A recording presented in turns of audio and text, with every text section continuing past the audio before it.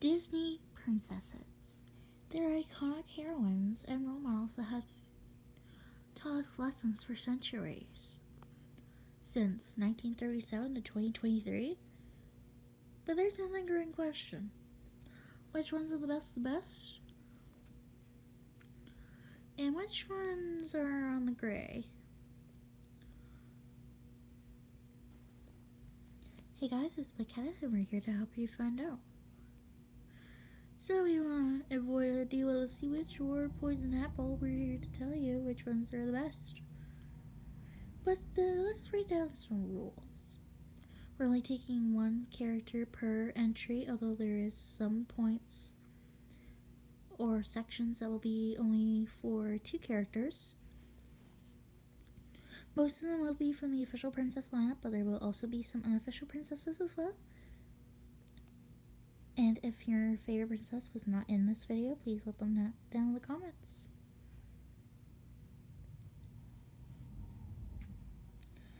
As always, let's get started.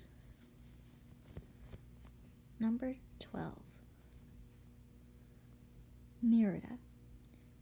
Everyone agrees she is awful. She just whines and complains about her fate being changed. That she goes so far to a witch to get a cake that basically almost kills her mother. Don't get me wrong, she does learn her lesson in the end, but if it wasn't for that spell turning her into a bear, she would have been totally been fine and not killed by Merida's father, who was known for killing bears at the time. Don't get me wrong, Merida's fate does end up changing for the better, but she didn't have to whine and complain about it.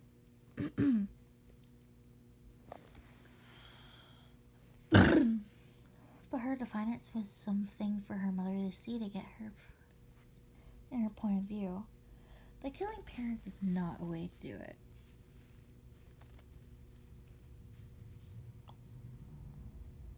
Number 11. Tinkerbell. Oh, she's cute, alright, don't get me wrong. But don't be on her bad side, or she's gonna try to kill you through any means necessary. Even asking the Lost Boys to shoot Wendy down when she gets jealous of her taking the attention from Peter. But once you're on your good side, it's all smooth sailing. Just don't get this pixie on her bad side, just saying. Number 10.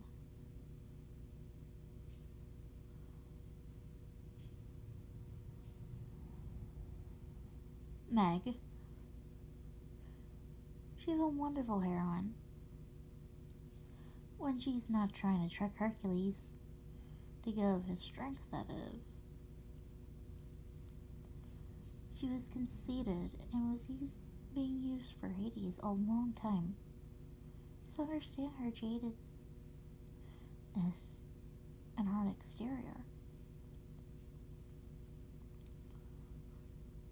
But once she learns how to actually care for others, she's willing to sacrifice herself to do what's right and to save the one that she loves. The movie may be all about Hercules, but this woman is a Herculean hero of her own.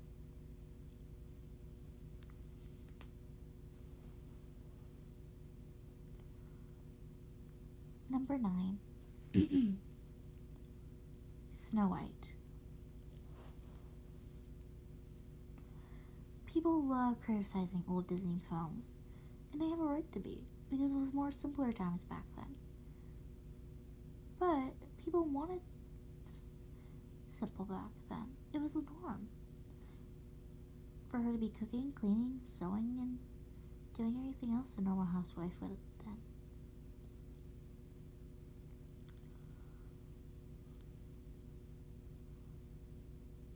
But some people think she's too naive or too childish in some ways. But in some scenes, like with Grumpy, you actually see her personality show.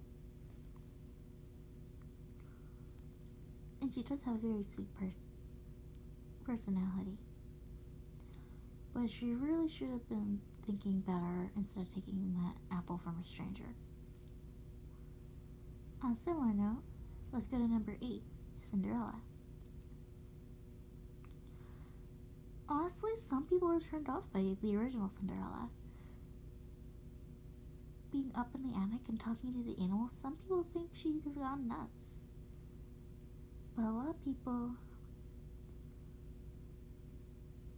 understand how kind and gentle she is throughout all her trauma. And the sequels define her personality much stronger, like defying the castle's stereotypical princess norms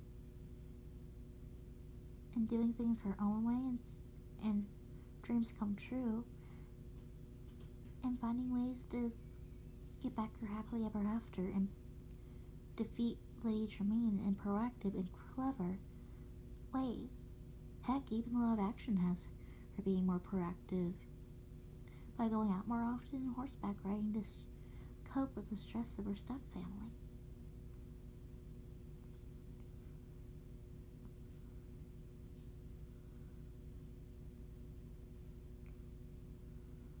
Number 7. Tiana. Even though she's hardworking and stubborn in what she wants, she's so hardworking, a hard worker, that she never has time to chillax or have fun. As Naveen puts it, she's a stick in the mud. Some ways it's alright to be a stick in the mud, but sometimes you have to let loose and have fun. And that's what she eventually learns from Naveen as they're becoming frogs.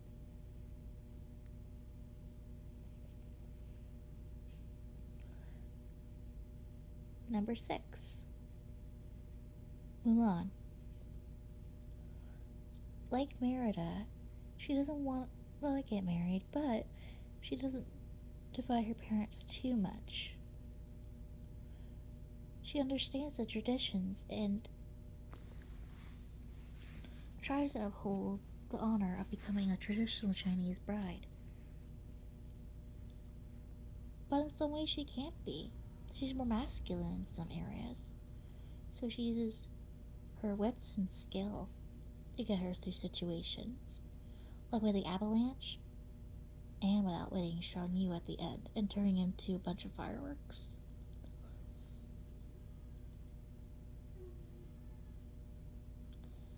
So she has the brains and the brawn.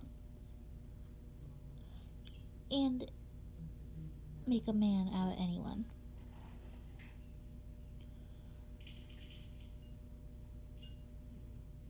Number 5, Jasmine.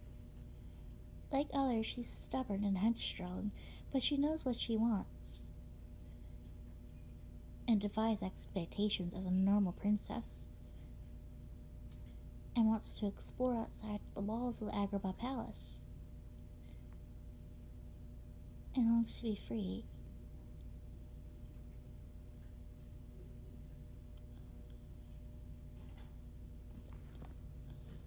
And longs for adventures.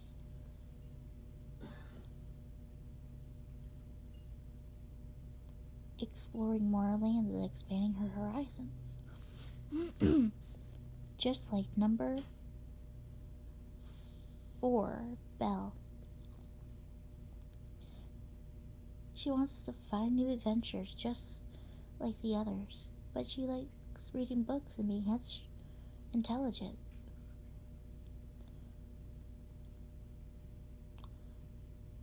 Although she doesn't like showing many people how to put things in their place, she has to. Like she refuses Gaston, or when She points out the flaws in the beast.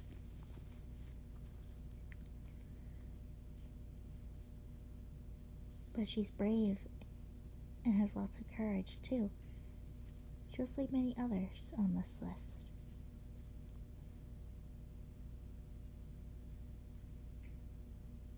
Number 3 is a shared spot between Queen Anna and Snow Queen Elsa.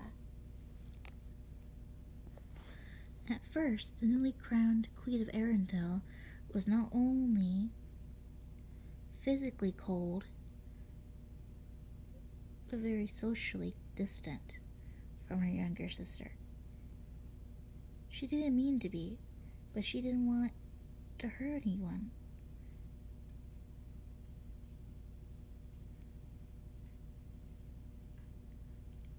But once she lets it go, she's more loving, playful, and caring of others. So much so that she doesn't want to go into the unknown to risk what she has. And then Anna, the princess at the time, was so naive that she unwittingly fell for a villain.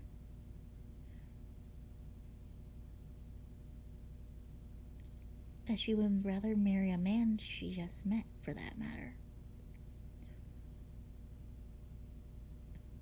But she grows to be more understanding, encouraging, and learns what true, actual love is for her sister and for her actual family.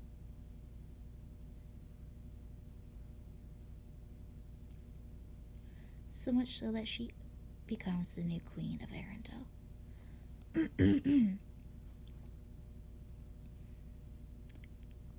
Number 2, Pocahontas. Don't get me wrong, there are some inaccuracies between this version and the real life of Matoaka. But there's some parts that people actually enjoy about this representation of Native Americans. How she's always willing to go on adventures and as free as the winds that she follows, and diving into waterfalls without a second thought. Portrait flip. And always knows how to paint with all the colors of the wind. Honorable mentions. Moana. Even though she can be stubborn and headstrong, she's loving enough to save her old island. Raya. Even though she's new, she starts out trying to embrace all the cultures of Kamandra, but ends up being stabbed in the back, and she ends up jaded like Megara, that she doesn't know when to put her guard down. And when she does, it always ends up either not going right, but in the end she actually learns to let things go and embrace people in. Princess Aurora. Even though she spends a good amount of the movie sleeping, there is a good amount of 15 minutes where you actually see her actual personality. Being a daydreamer, romantic, and spending plenty of time with her own animal friends to show how she longs to be with the person that she met once upon a dream.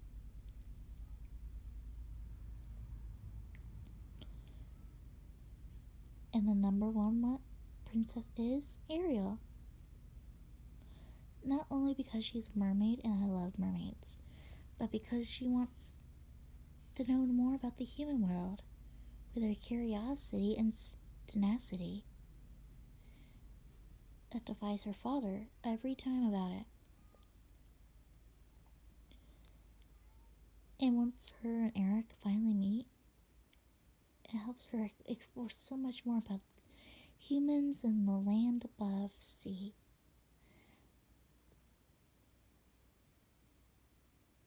And that is is my top 12 Disney princesses from best to worst. Thanks, bye. Take picture. Stop recording video.